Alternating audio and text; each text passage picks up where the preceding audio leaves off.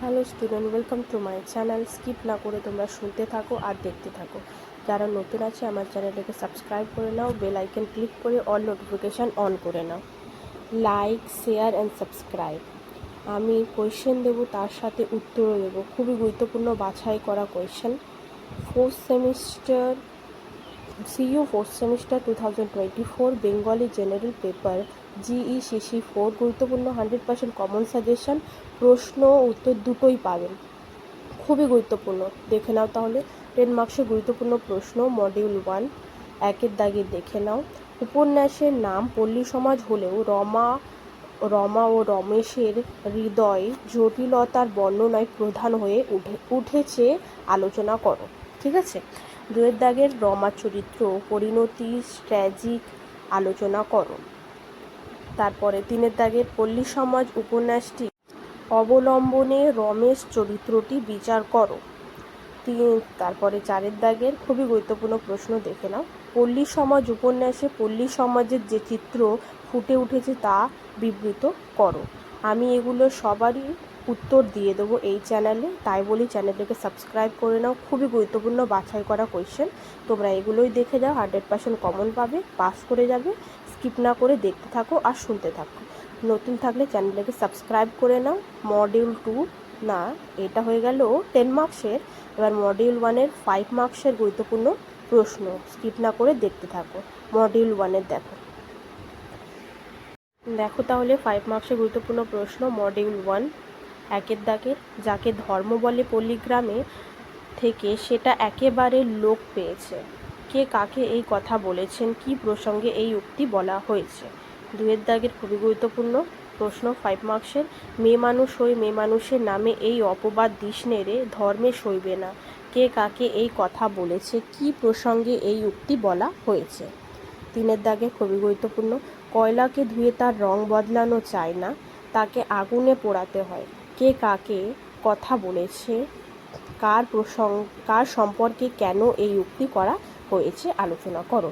এগুলো সব উত্তর আমি এই চ্যানেলে ছাড়বো, তাই বলি চ্যানেলটাকে সাবস্ক্রাইব করে নাও, বন্ধুদের কাছে শেয়ার করো, ভালো লাগলে লাইক করো। আরও কিছু প্রশ্ন উত্তর লাগলে আমাকে কমেন্ট বক্সের মাধ্যমে জানাও।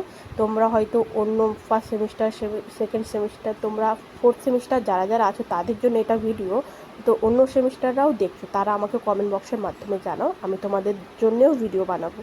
তোমরা স্কিপ না করে দেখতে থাকো আর শুনতে থাকো। তারপর মডিউল 2 তোমরা দেখো। মডিউল 2 10 মার্কসের গুরুত্বপূর্ণ প্রশ্ন দেখো তাহলে। একের দাগের না গল্পের বিষয়বস্তু পর্যালোচনা করো। দুয়ের দাগের খুবই গুরুত্বপূর্ণ প্রশ্ন বলছি, শোনো মন দিয়ে। না গল্পে ব্রজ রানীর চরিত্রে বা কেন্দ্রীয় চরিত্র সার্থকতা আলোচনা করো। তিনের দাগের দেখো, অশ্বমেধের ঘোড়া নামক গল্পে সমাজের যে অবক্ষয়ী মনোভাব স্পষ্ট হয়ে বিশেষ তাৎপর্যবাহী হয়ে উঠেছে তা সংক্ষেপে আলোচনা করো। এগুলো যেটা যেটা আমি দিচ্ছি বাছাই করা কোয়েশ্চেন, তোমরা স্কিপ না করে দেখতে থাকো, ভালো লাগলে। পুঁইমাছা গল্পে খেন্তির চরিত্র আলোচনা করো। এই যে প্রশ্নটা শুনছো তোমরা, এটার উত্তর আমি নিজের study with heart and mind এই চ্যানেলে, মানে আমার চ্যানেলে আমি ছেড়েছি, তোমরা গিয়ে দেখতে পারো। এর উত্তর তোমরা কোয়ালিটি হাই করে দেখতে পারো। আর 5 মানে এই 5-এর দাগের কোয়েশ্চেন হচ্ছে 10 মার্কসের, ছিন্নমস্তা গল্পের নামকরণের সার্থকতা বিচার করো। এটাও আমি দিয়েছি, আর একবার লাগলে আমাকে কমেন্ট বক্সের মাধ্যমে জানাও। আমার চ্যানেলে গিয়ে তোমরা দেখতে পারো, আর আমার চ্যানেলটাকে সাবস্ক্রাইব করে নাও, আমি গুরুত্বপূর্ণ উত্তরও দেবো আর প্রশ্নও দেবো। দেখো 6-এর দাগে ছিন্নমস্তা গল্পে জয়াবতী হবে, ঠিক আছে, জয়াবতীর চরিত্র বর্ণনা করো। এটাও খুবই গুরুত্বপূর্ণ, আমি সব অ্যান্সার তোমাদের দিয়ে দেবো, তোমাদের আর চিন্তা করতে হবে না, আমি আছি তোমাদের জন্য। সময় বের করে আমি এই ভিডিও বানাবো যাতে তোমাদের বুঝতে অসুবিধা না হয়। 5 মার্কসের গুরুত্বপূর্ণ প্রশ্ন মডিউল 2 একের দাগের হচ্ছে অন্নপূর্ণা এক পরিপূর্ণ মাতৃত্বের ছবি আলোচনা করো। তারপরের কোয়েশ্চেন দেখো, দুয়ের দাগের মানুষের সমুদ্রের ঝড়ের উত্তাল সমুদ্রের সঙ্গে লড়া যায় না অংশটি তাৎপর্য বিশ্লেষণ করো। তিনের দাগের 5 মার্কসে গুরুত্বপূর্ণ প্রশ্ন হচ্ছে আমি সত্যি খ্রিস্টান নাই গো রূপ অংশটির গুরুত্ব বিচার করো। 4 দাগের খুবই গুরুত্বপূর্ণ, দেখো তাহলে। ছোড়া গেল কই, কই গেল, হায় ভগবান, কে বলেছে, তার এমন কথা বলার কারণ কি, আলোচনা করো। স্কিপ না করে তোমরা দেখতে থাকো, আর উত্তর পাওয়ার জন্য আমার চ্যানেলটাকে সাবস্ক্রাইব করে নাও। আমি উত্তর তাড়াতাড়ি ছাড়বো এই চ্যানেলে, তাই বলি চ্যানেলটাকে সাবস্ক্রাইব করে নাও, বন্ধুদের কাছে শেয়ার করো, ভালো লাগলে লাইক করো, আরও কিছু লাগলে কমেন্ট বক্সের মাধ্যমে জানাও। ফর্ম ফিল আপে ডিস্টার্ব হচ্ছে, কিছু বুঝতে পারছো না, কমেন্ট বক্সের মাধ্যমে জানাও, আমি তোমাদের সব দিক থেকে হেল্প করব, ঠিক আছে? তো আমি তোমাদের পাশে আছি, তোমাদের আর কিছু টেনশন নিতে হবে না। আমি তোমাদের জন্যে সময় বের করে এইগুলো সাজেশন ভিডিও বানাবো, যাতে তোমাদের হেল্প হয়ে যাক, ঠিক আছে? তারপরে যে কোয়েশ্চেনটা আছে সেটা দেখো।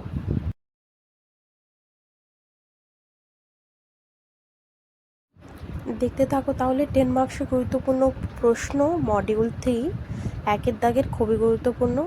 কিকার বর্ষা ঋতুর নিখাত সুর তাহার আঘাত বিরহ বেদনার ঠিক উপরে গিয়াই পড়ে, কেকার ধ্বনির প্রবন্ধ অবলম্বনে আলোচনা করো। 2 দাগের খুবই গুরুত্বপূর্ণ।